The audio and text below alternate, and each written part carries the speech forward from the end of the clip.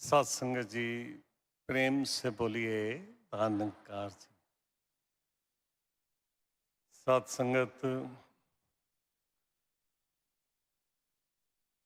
एक तरीके से 3-4 दिन से हम देख रहे हैं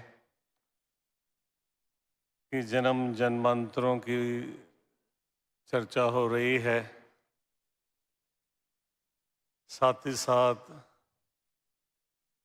इस आत्म ज्ञान का भी जिक्र हो रहा है कि कितनी कृपा रहमत हुई कि आत्म बोध हुआ, इस निराकार ईश्वर परमेश्वर परमात्मा का हमें दर्शन हुए। और ये अमूल्यक वस्तु हमारे घट में ही थी, कोई दूर भी नहीं थी, हर घट में है। और साथ संगत आत्म मंथन का जब जिक्र आता है तो ये तो निश्चित है, कहीं ना कहीं तो हमें अपना चेक करना है कि कहीं मैं फिसल तो नहीं रहा। इस आत्म ज्ञान, इस आत्म बोध लेने के बाद मेरे जीवन में शुद्ध भाव, परोपकार वाले भाव, दुनिया के कल्याण से जुड़े भाव के साथ साथ कहीं द्वेष, किसी से बुराई, कोई अन्याय वाले भाव तो नहीं है। तो सतगुरु इन्होंने तो कृपा की हमारे ऊपर कि हमें इस निराकार ईश्वर से जोड़ा। कहा भी है शायर महात्मा ने कि दो रूप में देखे सतगुरु के, एक निराकार, एक सात संगत।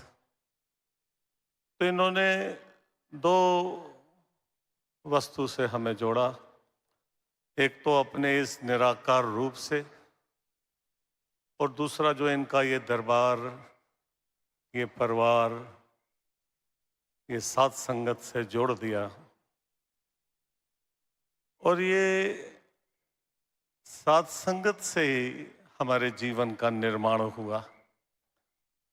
जो कुछ भी हमने जिंदगी में सीखा, इन गुरु के प्यारों से सीखा। इस सात संगत से झुकना, नमस्कार करना, सेवा करना, जितनी भी अच्छाइयां हैं वो इस सात संगत की देन है।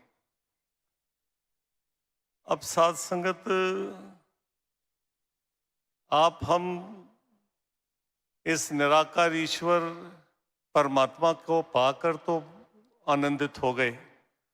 जीवन का सबसे सुखद एहसास रहा इस परमात्मा को हुबहू देखने को। इससे बड़ा कोई सुख हो नहीं सकता। दूसरा सात संगत, जो ये साध संगत है, सिर का ताज बाबा हरदेव सिंह जी महाराज ने कहा, शहंशाह बाबा अवतार सिंह जी ने भी कहा, गुरु नु गुरसिख प्यारे अपने पुत्र धिया तो, गुरु नु गुरसिख प्यारे कुल दुनिया ते जीवा। तो जब इतना सात संगत से इनको प्रेम है, राजमाता जी भी सारे दुनिया के जब सुख मांगते थे झोली में डाल दो, तो ये भी कहते थे फिर भी मिलाई रखी संगतां दी टोली विच। तो ये बहुत महत्वपूर्ण है सात संगत, जिनके बीच में हमारा उठना बैठना जीना, इनसे अन्याय नहीं हो सकता, इनसे भेदभाव नहीं हो सकता। अगर किसी भी हृदय को अगर हम दुख देते हैं, कष्ट देते हैं, इस निराकार परमात्मा से जुड़ा हुआ, तो एक तरीके से ये कहते हैं मैं तेरा रूप है ये संसार। तो इनका रूप है हर एक संत भगत महात्मा में।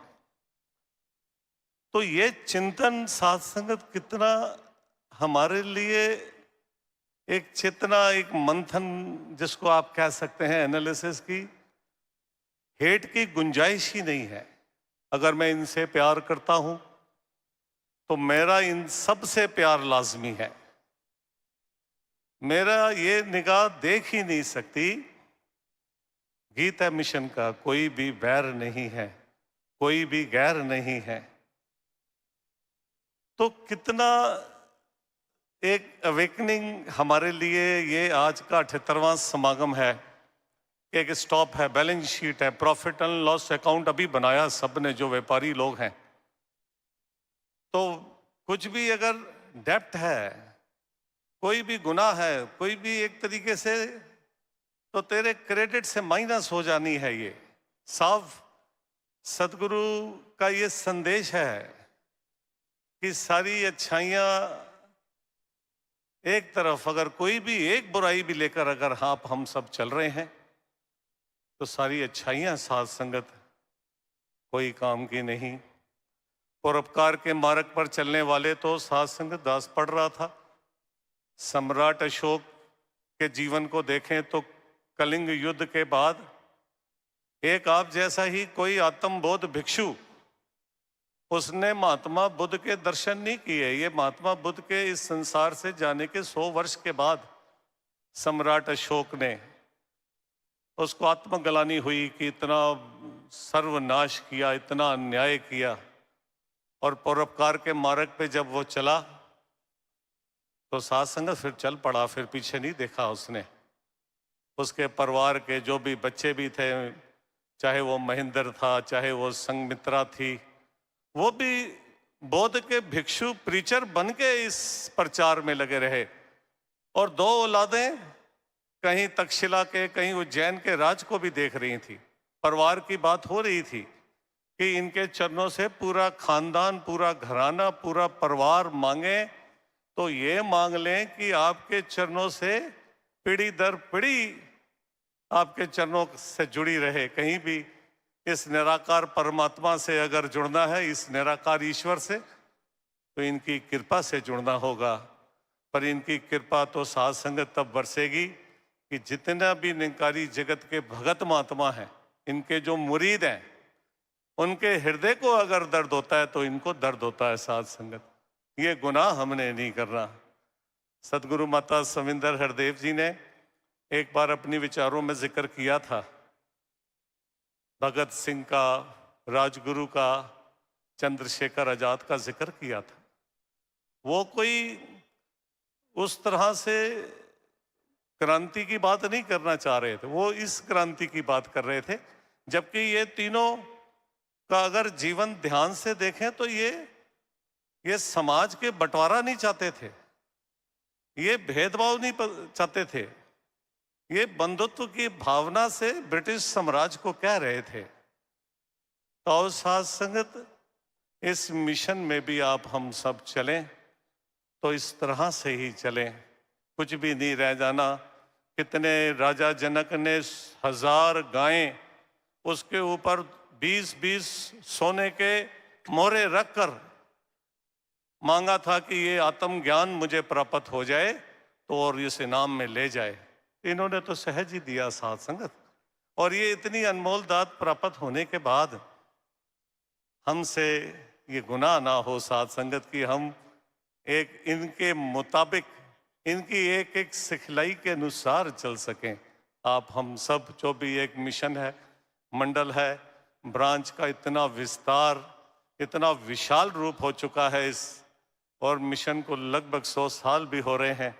तो एक इतनी खुशी है हमारे लिए। तो लाभ तो तभी है साथ संगत कि दास इस बात का 50 साल ज्ञान लेने के बाद अगर मंथन करना पड़ रहा है और मंथन में ये आ रहा है कि मैंने उससे गुनाह किया, उससे मैंने बैर लिया, उस गुरसिक का दिल दुखाया, उसको ऐसे नहीं बोलना था, तो कल ही जाके साथ संगत इस समागम के इन 4 दिनों के बाद इतना बड़ा मंथन हुआ यहाँ पर।